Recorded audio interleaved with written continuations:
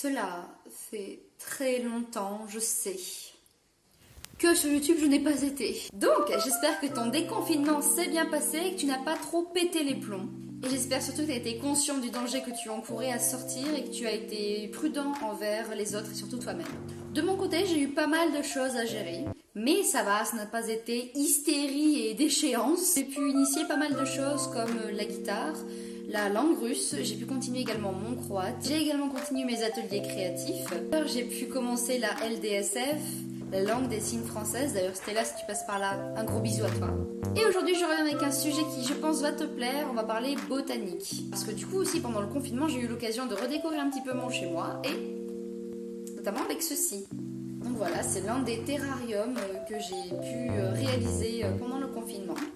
Donc il est composé de pas mal de choses. Je vous fais un petit zoom là-dessus.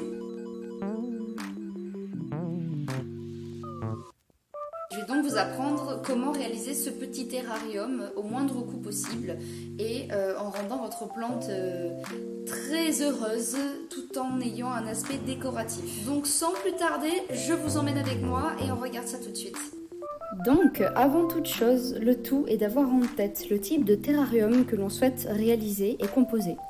Pour ma part, j'ai opté pour des terrariums un petit peu exotiques et à l'inverse, des terrariums un peu plus secs.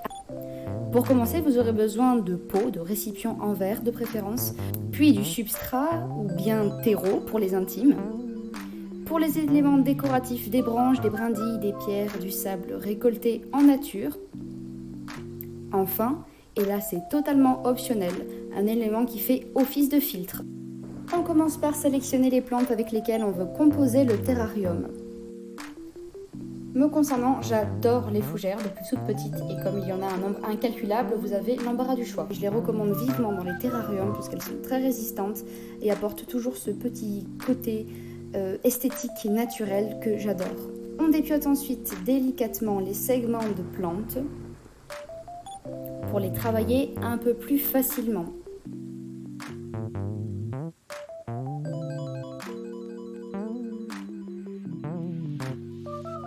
On dispose au fond du terrarium une épaisseur de galet suivie d'une couche de substrat.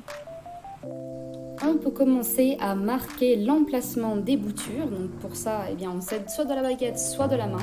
Personnellement, j'aime bien tout sentir de tout ce que je fais, donc je le fais à la main.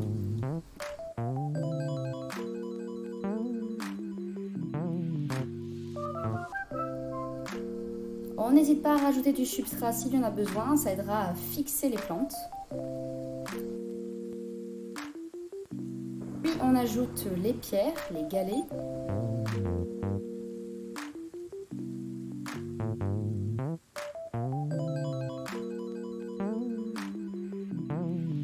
Ne pas hésiter à s'aider d'une petite baguette pour mieux les placer.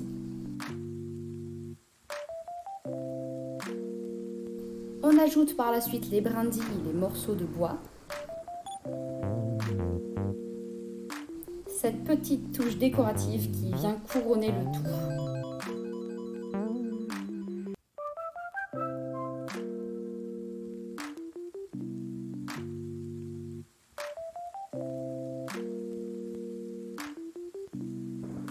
On obtient un terrarium complet, très esthétique, qui passe de partout. On passe ensuite au terrarium type Far West, comme j'aime les appeler. Donc là, rien de plus simple.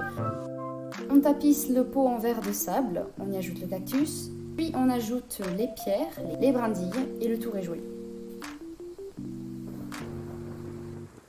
Et enfin, pour ce qui est des terrariums mixtes, donc composés à la fois de terre et de sable, il ne faut pas hésiter à mettre entre les couches de sable et de terre ce petit filtre qui va aider à retenir l'humidité et qui va apporter à la plante cette autosuffisance sur la durée.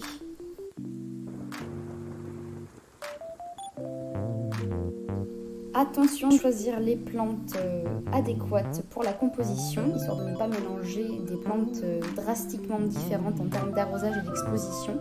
Sinon votre terrarium, en règle générale, il ne va pas kiffer. Pour ce qui est de l'arrosage, rien de plus simple, 2 à 3 fois en semaine en période caniculaire, comme c'est le cas à présent, n'est-ce pas ? Et en hiver, une fois par semaine. Il ne faut pas trop mouiller la plante, sinon vous allez tout noyer. Toujours regarder l'état du substrat. S'il est trop sec, n'hésitez pas à remettre de l'eau. S'il est encore humide, ne le touchez pas. Voilà, c'est déjà la fin de cette vidéo. J'espère qu'elle vous aura plu. N'hésitez pas à la commenter, la partager et mettre un pouce bleu si toutefois vous l'avez appréciée. De mon côté, j'ai vraiment adoré la faire, puisque la botanique, j'adore ça en plus. De ce fait, je vous dis à la prochaine fois. Et en attendant, comme d'habitude, prenez soin de vous. Et merci d'avoir regardé cette vidéo.